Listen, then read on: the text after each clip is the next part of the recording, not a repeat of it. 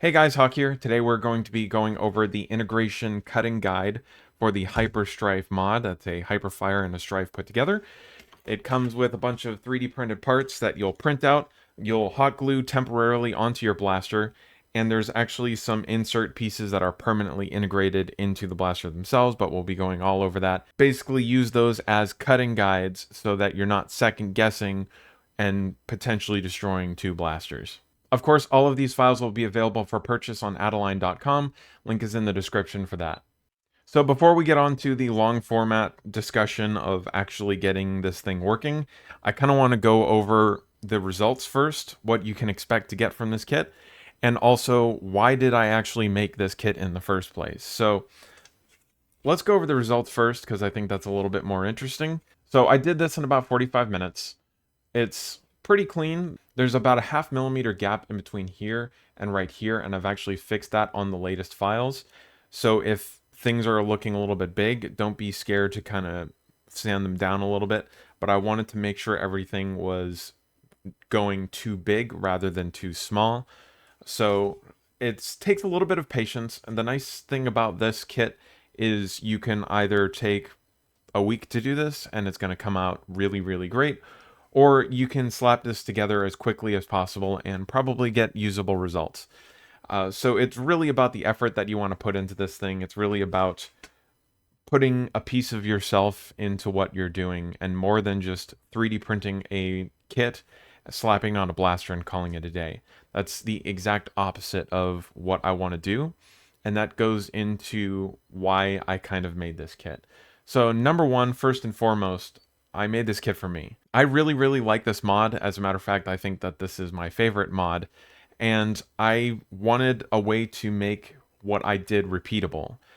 More to an extent, I wanted to make it repeatable very quickly without thinking. So if I wanted to start making these, if I wanted to start producing these on any sort of scale, I wouldn't have to think about trying to make sure that every single one of them is following the last one on some mind skill level.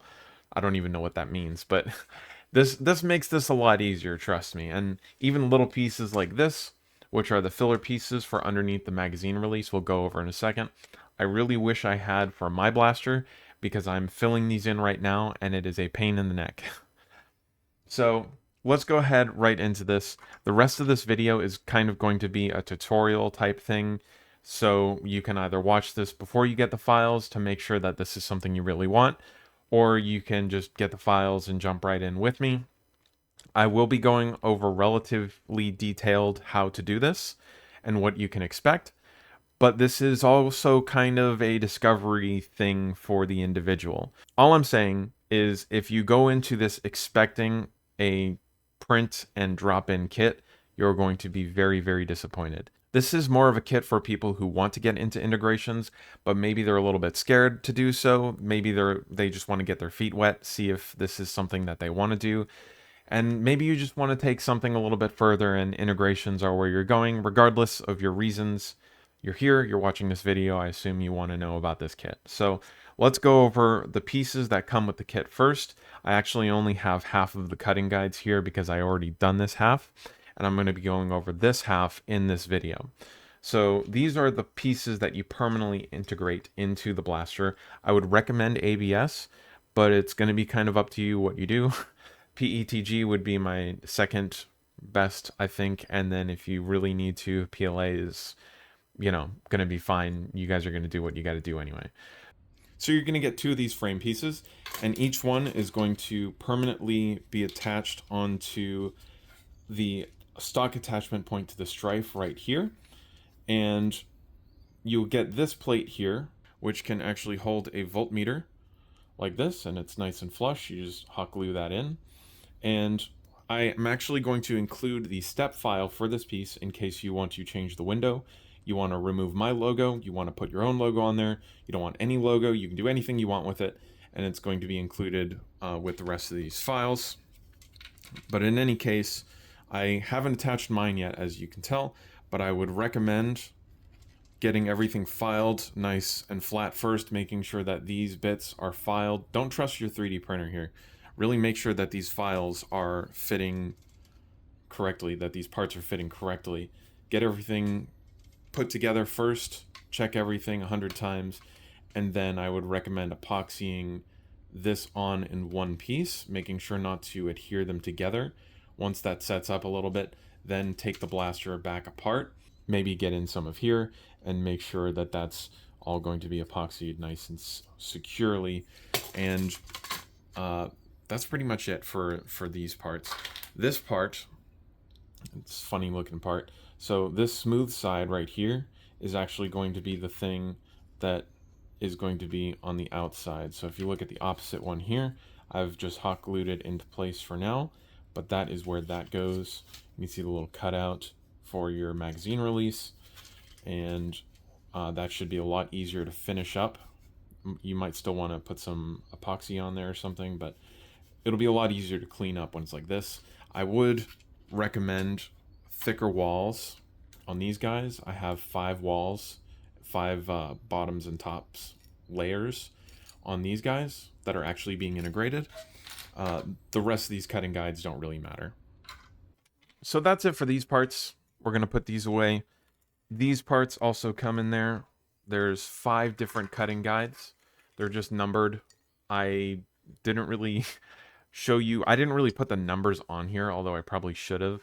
The first layer actually messed up on this one quite a bit, but it's totally fine because these are okay. Basically, the shapes only go on one way, really. The only thing you have to be careful of is this guy right here is a little bit thin. Boy, my camera's blown out. This guy's a little bit thin, so you want to make sure that you're a little careful on this, but we will go over that in a second. There's a way to prevent confusion, and this piece goes on here like this. This one kind of slides around a little bit, but I just pushed it all the way forward this way as much as it would go. And again, we'll go over all of this. This piece fits on here like this, and then this last piece fits on the Stryfe like this. And all of these parts are exactly the same, just mirrored for this side. So again, we're not going to go over this side. This is already done. So let's go over some tools that you're going to need. You're going to need a hot glue gun. You're going to need some isopropyl alcohol. You're going to need some Devcon. This is specifically for plastic. I think Loctite also makes one that is similar to this, and it'll work just as well. But you have to look on the back, and in the warnings, it's actually going to say this word that I'm not going to try to pronounce. That's what you're looking for in the warnings. There are 2 different ones that are used. Actually, there's a few different ones that Loctite makes for plastic, but only one of them has this word in there. So please make sure that you get the right one. That's why I usually just recommend Devcon. If this is too expensive online, Ace Hardware usually has it, so that is the first place that I would check. And honestly, probably where I would get it. But Amazon is pretty convenient. I also have some hand files, a Sharpie. I also have these flush cut nippers that come in quite handy. I have a few different Dremel bits. For the Dremel bits in particular, I really recommend Dremel brand bits, especially the sanding drums themselves, the replacement sanding drums. It's really tempting to get the really cheap, like 50 pack for like $10 or whatever. Trust me, they will fall apart. Those 50 will fall apart faster than a 5 or 6 pack from Dremel.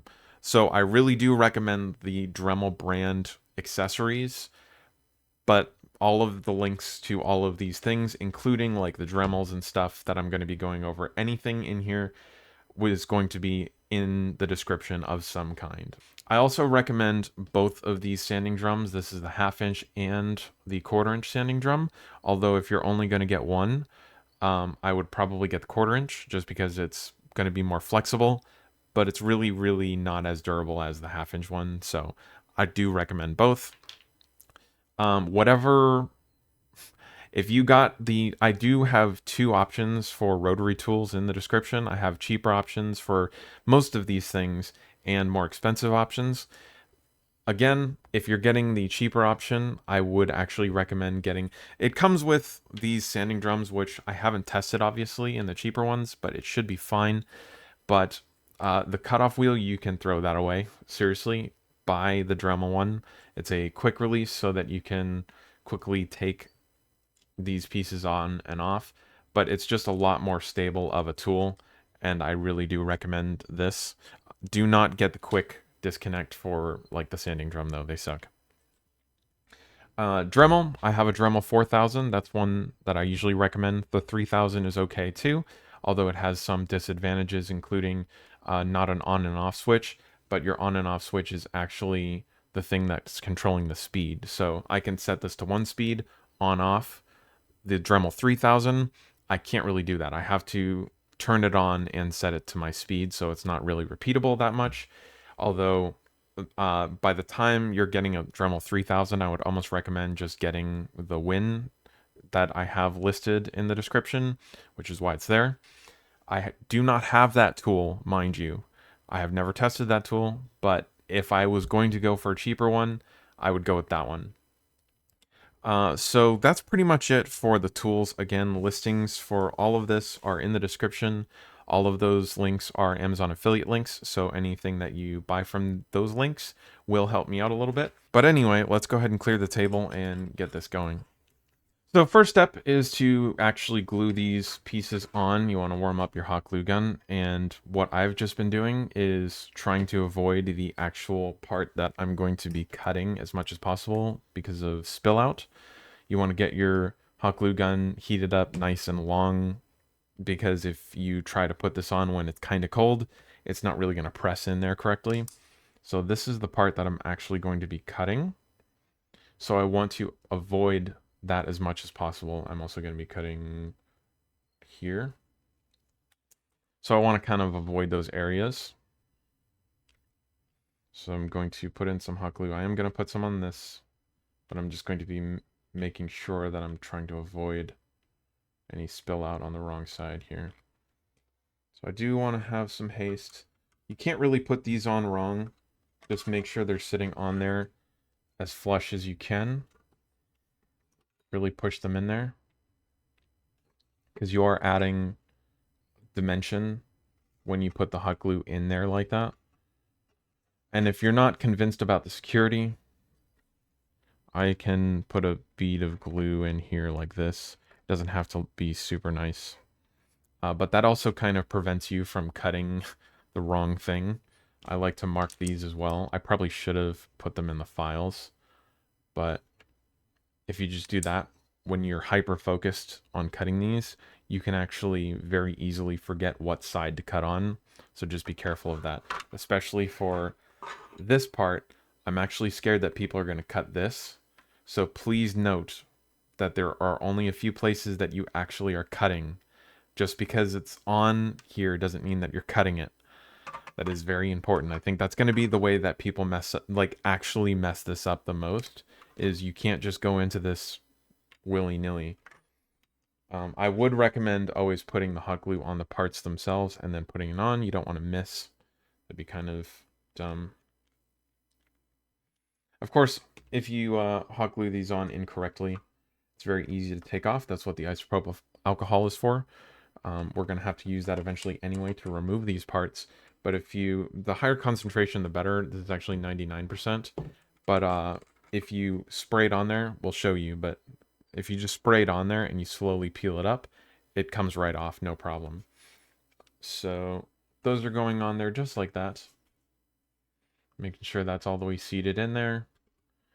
These prints, I have the guides themselves I've printed with I adjusted my percentage or whatever, like step over distance by 0.2 millimeters. I don't know if that's going to affect how you put this on, but basically I deducted everything. I made them smaller by 0.2 millimeters in all directions. I think you're just going to have to figure out your settings, because I have a very old printer that's not going to be relevant to anyone. These are also ABS, which probably very few of you are going to use ABS for the guides. So unfortunately, it's just going to have to be one of those things that you figure out. So again, I'm going to mark this of where I'm actually cutting this, and that's going to be here. And again, this is the only piece that's like really not fitting in there perfectly. So when I put it on there, I'm just making sure that I'm pushing this way towards the front of the blaster. I'm not like ramming it home or anything, but I do want this piece to be flush. This camera focuses a little bit better. I do want this piece right here to be flush with that little step right there, that gray step. But that's really the only complicated one. The rest of these pretty much snap directly into place. We're going to be cutting all along here. So that's going to be glued in place like so.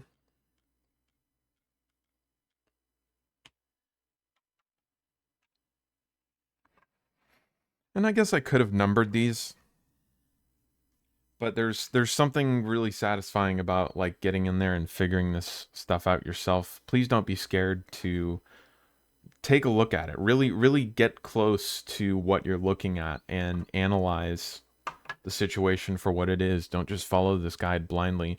This guide is supposed to help you and show you what you're getting into. But I really do want people to get in there themselves and modify these things with their own personalities in there. So we're going to be cutting. This one's kind of an awkward one, and I couldn't really help it. It's just kind of is what it is. But we'll go over this one because this is definitely the most complicated piece to cut. This one goes on there like this. Make sure that's pressed in there nice. Just be careful if you're pressing it on a flat surface like this, because there's no support here. You really want to support it well.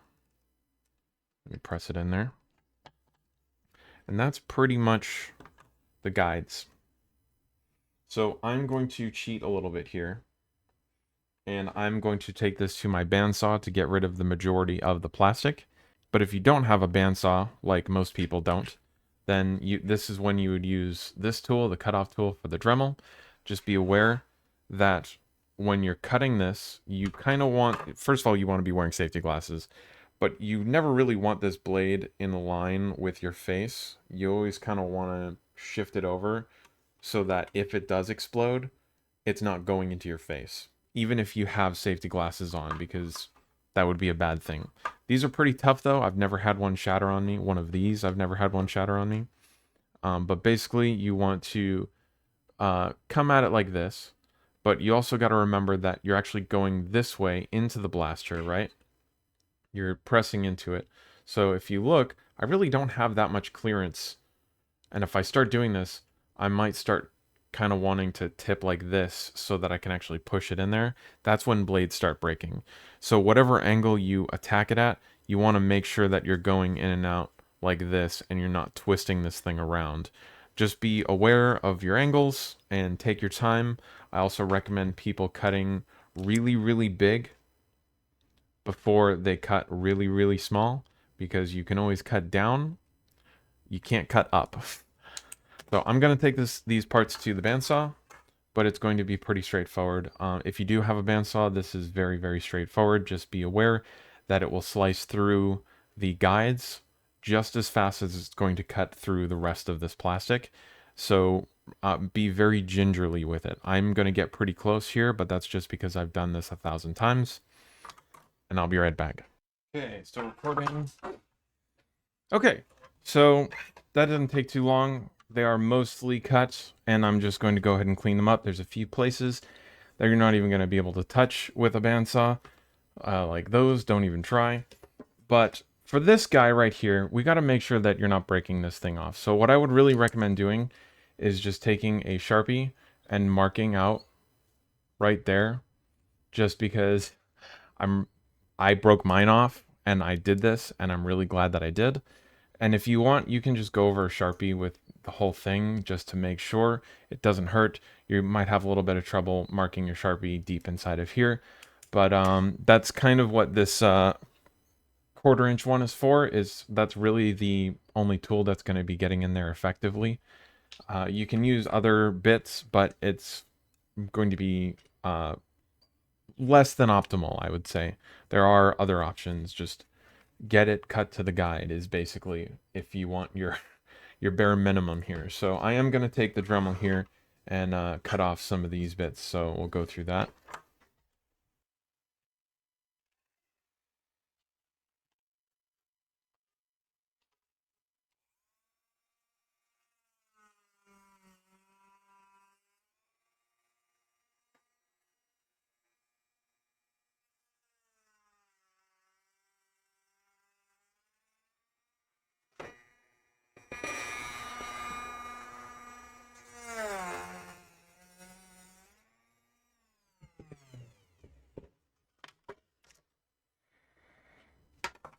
And already that's pretty much as I want to take off with this guy.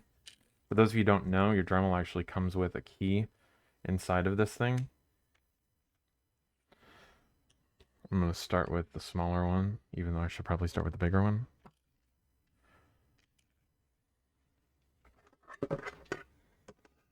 So this is the part that you gotta kind of be careful. You're almost guaranteed to snap this thing off if your adhesion isn't that well, but that's why you marked it.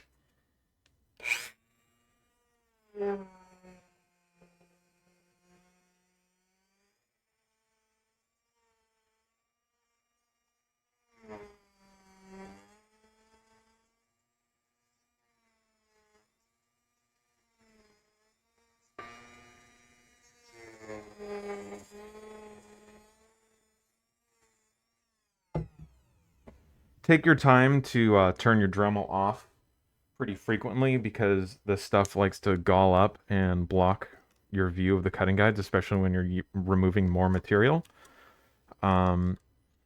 See, I literally just broke mine off, but that's fine. I would say in here is pretty much the only place where it's like, if you're not sure, remove more because it's in such a tight corner. As you can tell from this one, like it's such a small, like tight area that if you take off a little bit too much, like a 16th of an inch, it's really not that big of a deal. I actually have a little bit of a gap in mine, and I just wanted to make sure everything fit correctly, and I'd rather have the gap here, where I'm going to be filling it with epoxy anyway. So, yeah, just make sure that that's gone, but don't go, like, crazy far.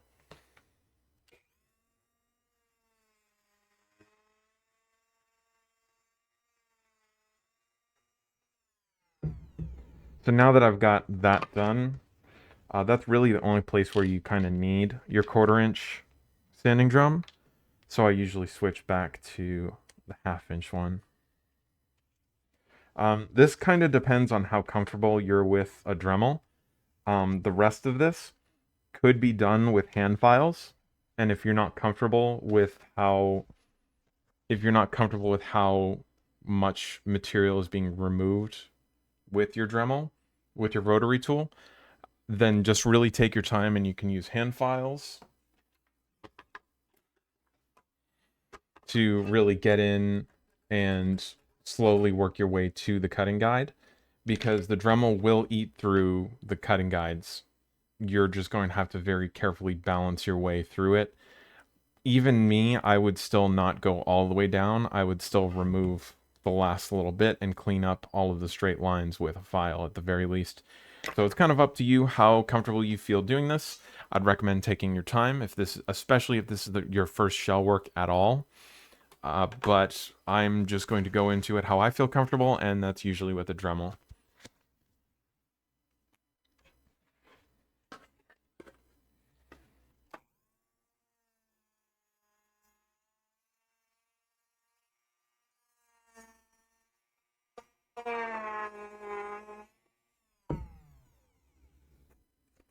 You'll see me turning off and on my Dremel pretty frequently, and that's just to clear the debris, because it is hard to see once that starts galling up.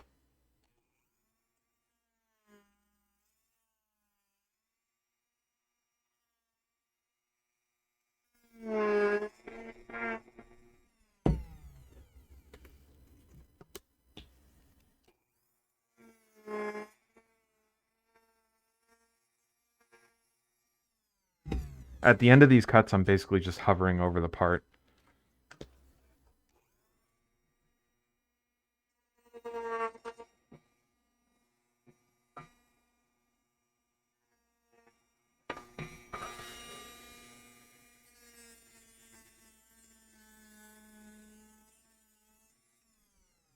I'm keeping my vision in line with what I'm doing, and it's a lot easier to see. So even if I move around or whatever, I just want to make sure that my vision is still head on right here. Because if you start looking at it like this, you're going to get a parallax effect. You're going to have trouble seeing where the guide is actually starting and where it's ending. So that's kind of where, again, like you can really kind of lean up against this if you're using a hand file. There's only so much of that you can do with a Dremel.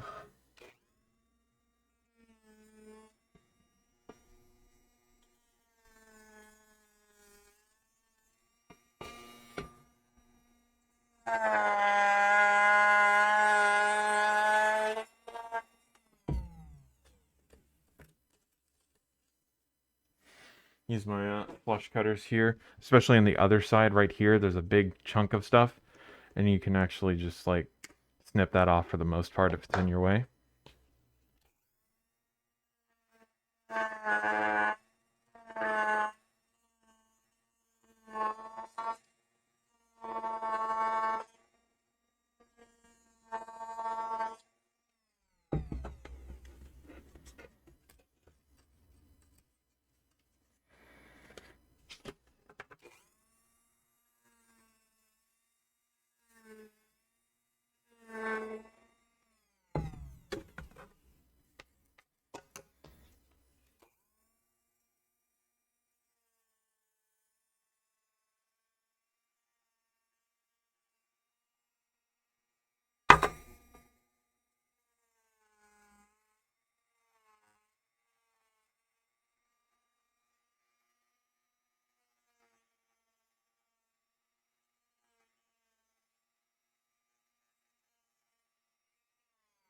Either before or after you get this, rolling, and you start doing this, hold on, being stubborn.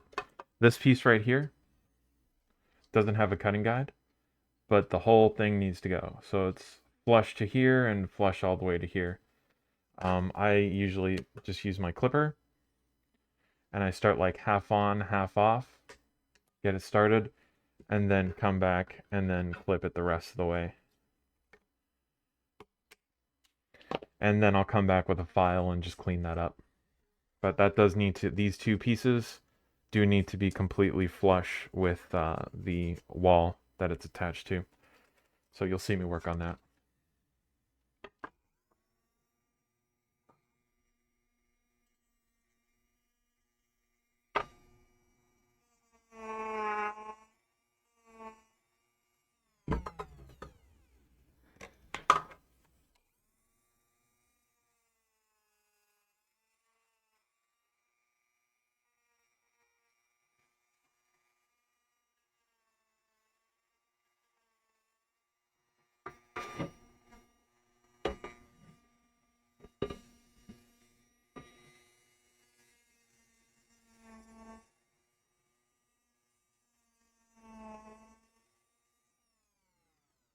So that's pretty much as far as I want to go with the Dremel. Oh, at least on the Hyperfire side. I forgot about this guy. Maybe cut that.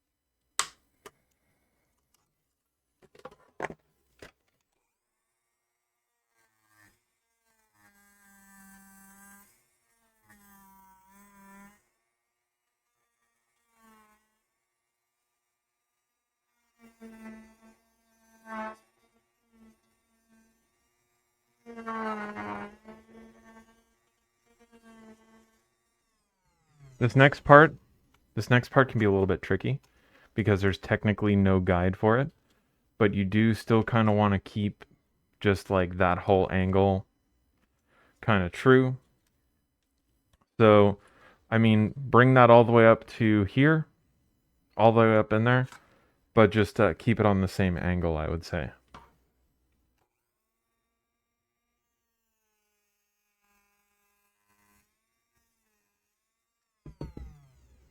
Remember to always check your side profile if you're not 100% sure.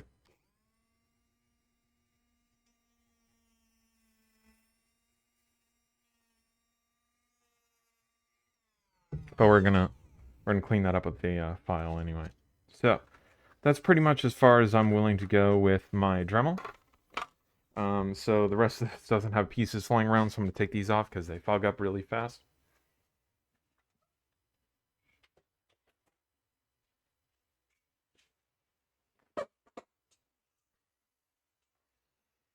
Okay, so the rest of this is hand filing, I believe.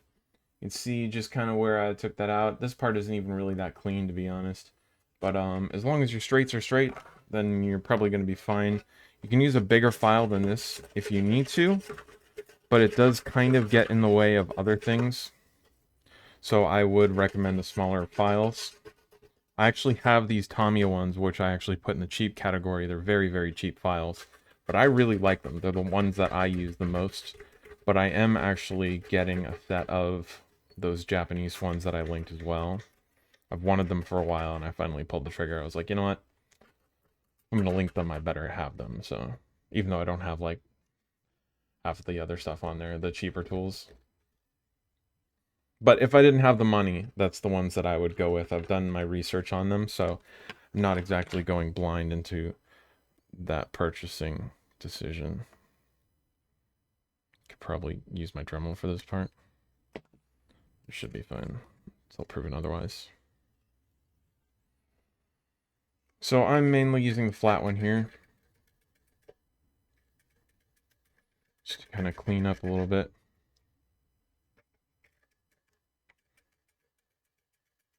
Don't be afraid to use other ones, especially for this coming up corner. I like to use a triangle file. That is one thing I will say. The cheaper ones, the Tamiya ones, do not have a triangle file. I can use this one, but it's usually just a little bit easier to get into that little corner. Just keep making sure that you're not going too far. Don't get cocky here. Don't get impatient. Because you'd be surprised at how quickly you can remove material with a hand file like this. Longer strokes will remove more. So if you use the whole stroke, it would remove way more than if you were to do this 100 times. Something to keep in mind. So this piece needs a little bit of TLC.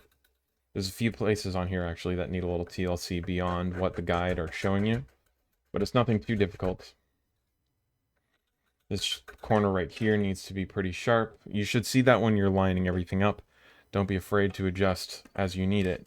Like, well, the guide didn't tell me to... Well, if you're super confident that it needs to be removed, then I guess it's in the way, right?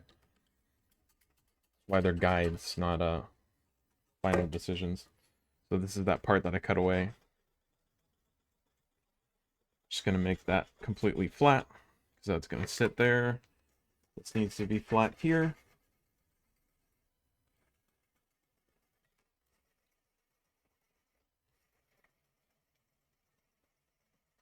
So for this guy right here, this corner,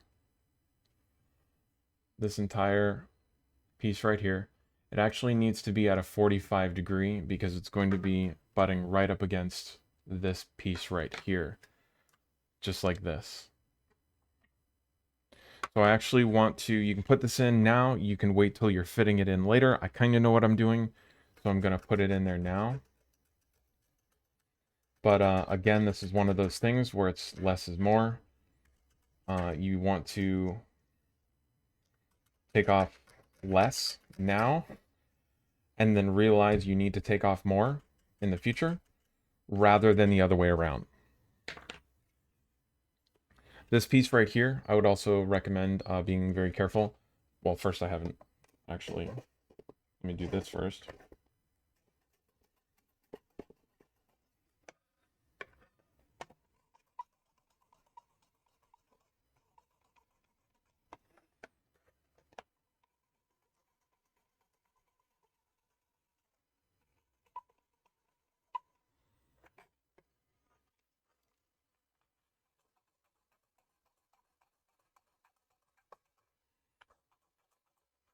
Okay, so now that I've got this cleaned up, this little tiny guy right here actually needs to be filed at a slight angle. This little piece isn't actually 100% necessary even. It's just kind of like a little bonus on there. Make things a little bit more clean if you need it. But it's a really fragile piece. If you break it off, don't feel that bad. It's not critical. It's actually overlapping a little bit, but it does need to be thinned out a little bit. But I'm doing it while this piece is on here because I bent my other one. It's fine, but it is very, very fragile, so just be careful. But again, it's nothing too crazy here. Clean up some of these burrs. I think I'm good on this guy. Move on to the Stryfe. Poor job cutting this back piece right here.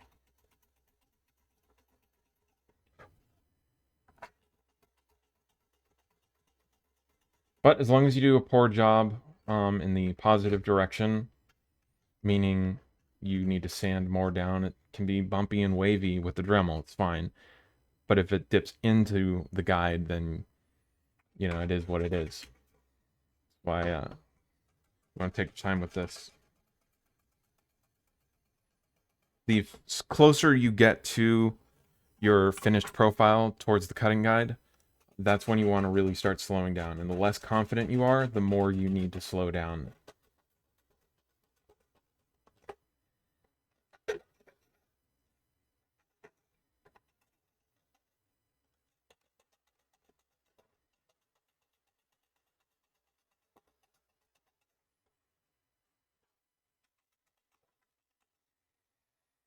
Okay.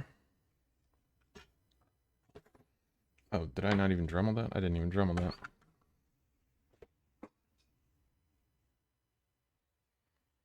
Do as I say, not as I do. Wear safety glasses.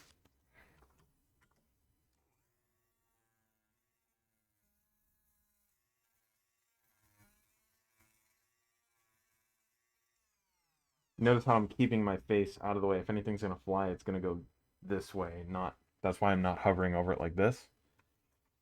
Still, again, use safety glasses, but it does help that I have some sort of thing protecting my eyeball. I would not do this without glasses.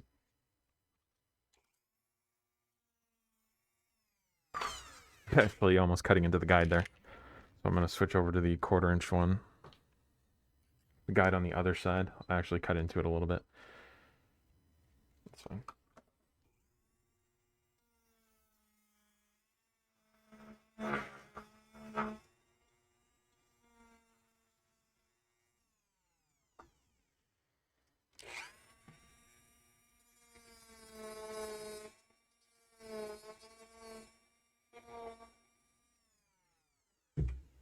There we go.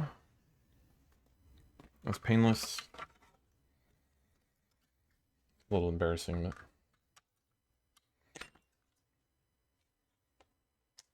Huge chunk of plastic. There we go.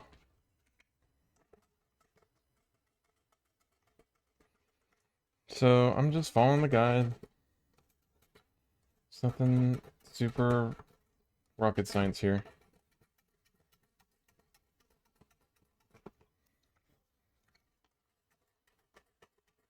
I'm going through this pretty quickly, but again, take your time because I've done this many times before. So don't try to pace yourself with someone else. I know what I'm looking for. I know how the plastic is going to feel when I'm cutting it. These are the kind of things that you want to pay attention if you ever want to do your own integration without a guide. It's done a little bit differently. You want to more... I would be happy to talk on Discord about it if you ever want to chat. But It's more of a, it's less of a what do I remove and more of what do I have to remove to get these parts physically closer. So if I was trying to physically connect these and I didn't know where the cutting lines were, I would be, okay, I'm safe right here. I know I can cut right here. So I would physically try to put them together, and when I see and look and probe, I'll see what pieces are in the way and cut those away and nothing more. If I'm confident that I can cut it away to get closer, then I will only cut those pieces away. But I'm not just going to say, well, I think I need to cut it here and start cutting there. That's not the way to do it. You want to slowly deduct and slowly move to a cutting guide that you can't see. You don't know where it is. These cutting guides are basically just showing you where that line is and when you need to stop without constantly comparing it to the other blaster. So I'm almost done here. You clean up these little pieces here. And then it should be good to go. These parts are not like 100% flush with this. So don't freak out if they don't go on all the way. They're not really meant to. There's usually like a millimeter gap between this level and this level. So don't freak out about that.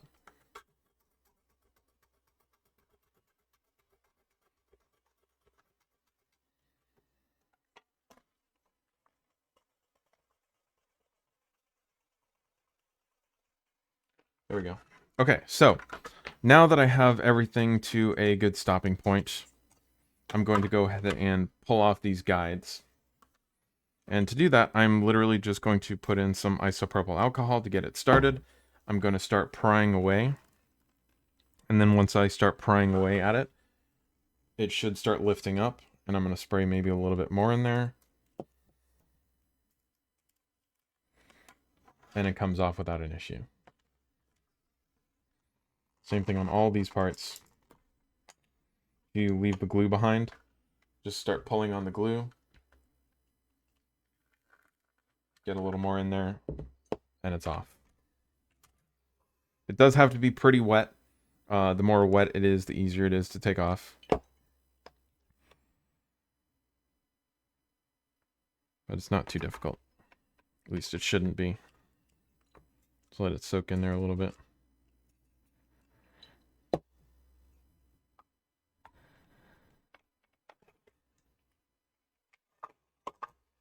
He says as this is being stubborn. Again, just going to pry it a little bit, get a little more in there.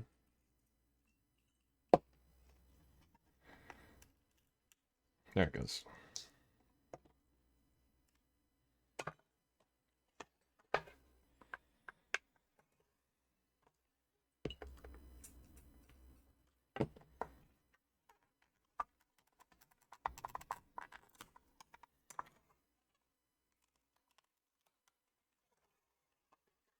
One last one.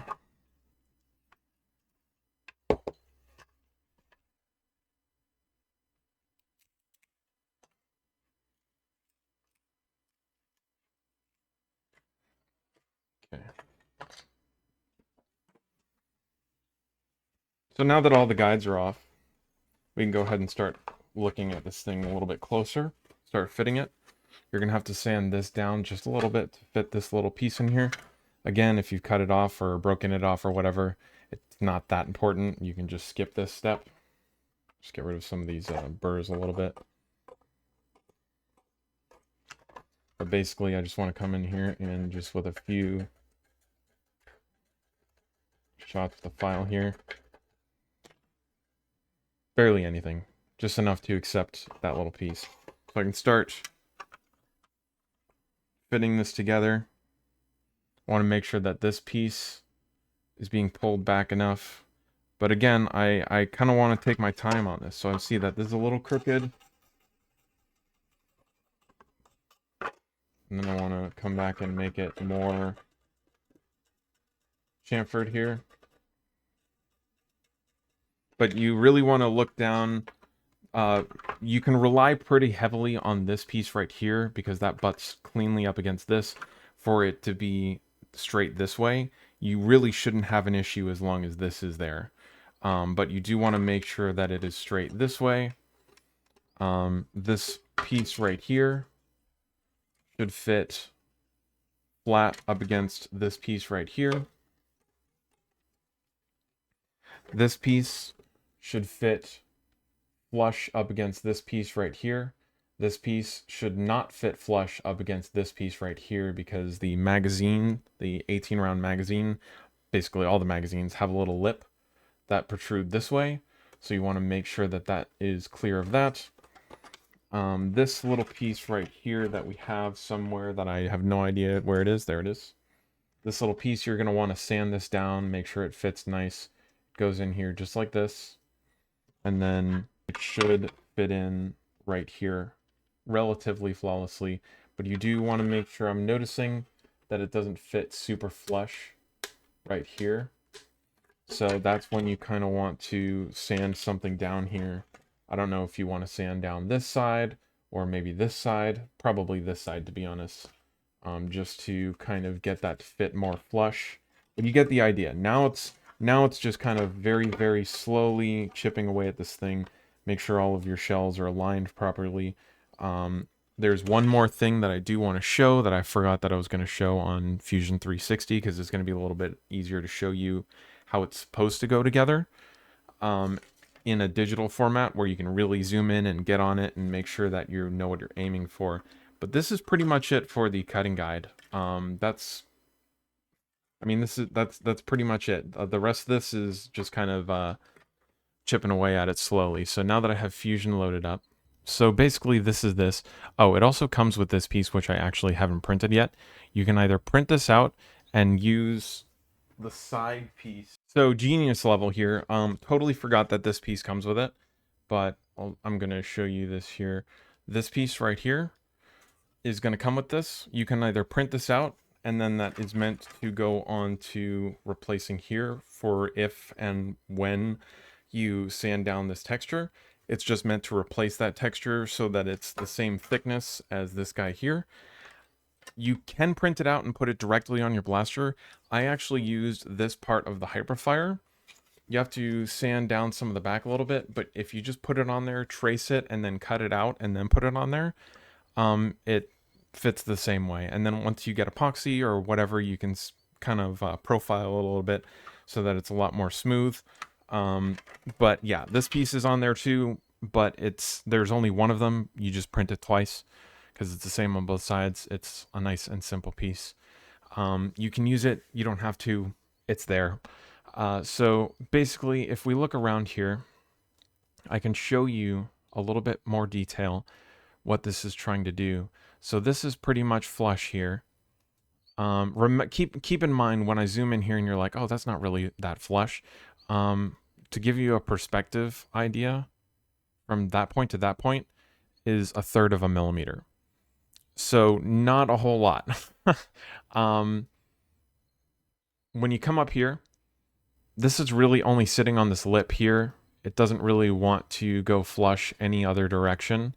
Basically, from here to here is going to be pretty much filled out with epoxy anyway. You're going to sand it down. It's going to be fine. This part right here needs a little bit more TLC. I usually recommend people putting all their epoxy back here, or most of their epoxy back here, kind of building it up in this area just a little bit, and then coming back with the Dremel and carving out this whole area to make it flush with the Stryfe. So you might end up popping through this shell. You are going to end up popping through the shell and seeing the epoxy here. But that's kind of what you want if you want to make this thing as smooth as you can. But again, it's kind of up to you. You can see how this piece fits on there flat, how this piece is meant to be fit on here. And then these pieces here on there like this. You can see this on there like this. You can see like even the model, it's cutting into the models a little bit, but you just got to keep in mind what this is trying to do, right? So this piece also needs to be ground down flat. It's going to flare up quite a bit, but once you get all of this fixed in place, you're going to see that this kind of needs to get ground down as well. It's pretty intuitive stuff. Just look around. This will probably all get filled with epoxy anyway, which is why I'm saying it doesn't really matter if you need to integrate, if you need to like be hyper hyper focused on like this guy. It doesn't need to be like quite that perfect shape because you're probably going to fill it with epoxy anyway. This piece right here is really the only piece that I would say just be careful of. You really want to hook the Hyperfire over this piece. It wants to go down here. Just make sure that it's hooked in the right place. Other than that, this is pretty much it. This is pretty much all I have for you guys.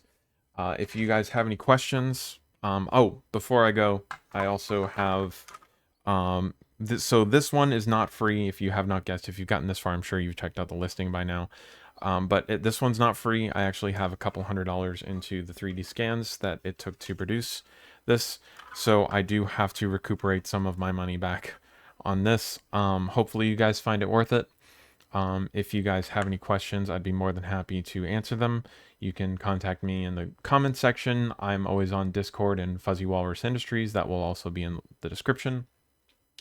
I also have a cutting guide that is free for the Stryfe so that you can turn your Stryfe into a Talon conversion kit and turn your Stryfe, you know what I mean. It can accept Talon mags natively and make your Stryfe a little bit shorter. So if you guys have any questions, let me know. Thank you so much for watching. I really appreciate your support. Let me know what you think about this guide. Let me know if you think that this is helpful. If you want different blasters in the future, I'm not going to guarantee anything. But maybe I would do this in the future if this sells well enough to at least recuperate my money. Thank you guys so much for watching, and I'll see you in the next one. Hey guys, Huck here. I'm going to be talking about the new cutting guide for the HyperStryfe mod that I've done. And this should make things a lot easier for people that are wanting to get into integrations. I knew as soon as I started this video that she was going to text me a